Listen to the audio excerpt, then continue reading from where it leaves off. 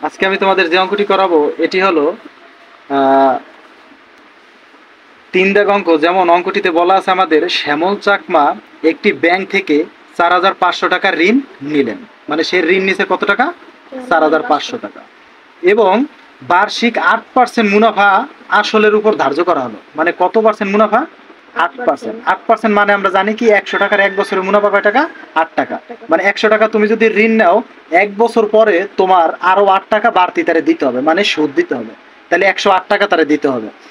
এখন আমাদের এক দাগে প্রশ্ন করছে 10 বছর পর মোট কত টাকা পরিশোধ করতে হবে, মানে 10 বছরে তার কত টাকা মুনাফা সহ টাকা হবে। তাহলে এখানে আমাদের যে মানগুলো দেওয়া আছে আমরা ওই মানগুলো প্রথমে লিখতে পারি। যে 3-এর এক দাগ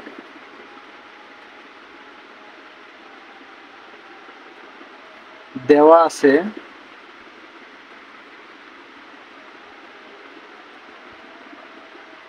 আসল পি সমান, আসলের সংকেত কি? পি। আসল পি সমান কত টাকা? 4,500 টাকা। আর 8% মুনাফা, এইটা হলো মুনাফার হার। এটা কি? মুনাফার হার। মুনাফার হারের সংকেত হচ্ছে ছোট হাতের আর। সমান সমান আমাদের দিয়ে দিচ্ছে জায়গা 8%।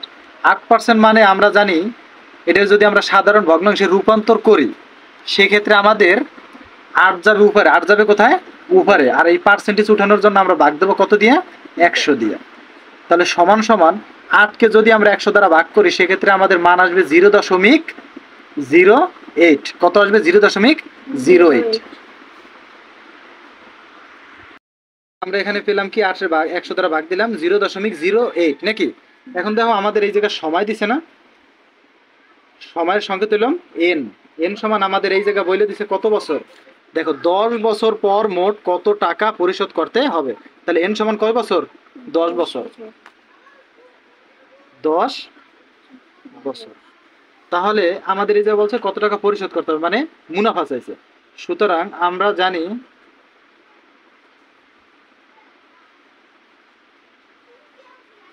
জানি সরল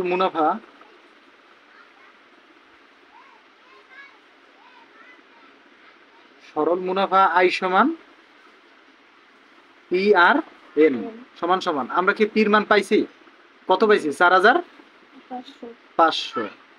প্রত্যেকটা রাশি কি গুণাকারে রয়েছে না? তাহলে গুণ আর এর মান কত পাইছি আমরা? 0.08। 0.08। তারপরে গুণ এন এর মান কত পাইছি আমরা? 10 বছর। 10। এখন যদি আমরা এই 3টা গুণ করি সেক্ষেত্রে আমি গুণফলটা আগে করে রাখছি, যেমন 3600 টাকা, 3,600 টাকা। এটা হলো অ্যান্সার। এখন আমাদের বলছে যে 10 বছর পর মোট কত টাকা পরিশোধ করতে হবে। এইটা পাইছে কিন্তু মুনাফা। এটা পাইছে কি? মুনাফা। তাহলে এটা অ্যান্সার হবে না, কারণ যেহেতু মোট বলছে তাহলে মোট পরিশোধ করতে হবে, ওই টাকাটা বের করতে হবে। সুতরাং মোট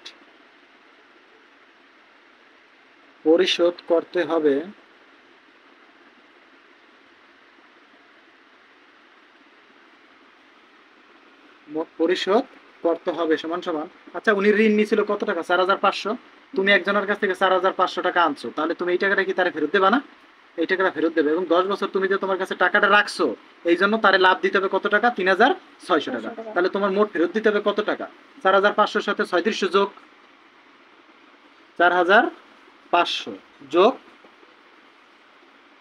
3600। এখন যদি এটা যোগ করে আমরা এই শূন্য এই শূন্য হবে কত? আমাদের শূন্য। এই শূন্য এই শূন্য আমাদের হবে কত? শূন্য।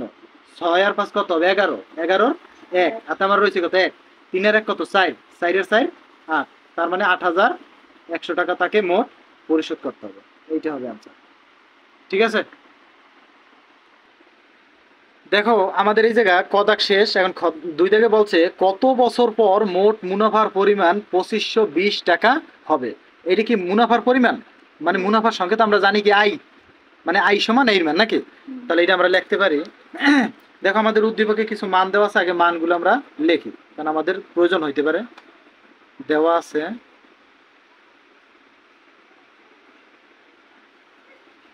আছে আসল নাকি?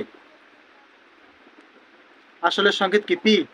আসল কত টাকা দেওয়া আছে? 4,500 টাকা। 500 টাকা। মুনাফার হার সংকেত কি আর? আর এর সংকেত এই জায়গা পাইছি কত? 8%। আচ্ছা, পার্সেন্ট যদি আমরা উঠাই তাহলে 8 যাবে উপরে, নিচে আসবে 100। 8কে যদি আমরা 100 দ্বারা ভাগ করি সেক্ষেত্রে আমরা আগেই দেখছি 0.08 পাবে নাকি। আর এখানে বলছে মুনাফা, মুনাফা আই সমান কত টাকা? 2520 টাকা। প্রশ্ন মতে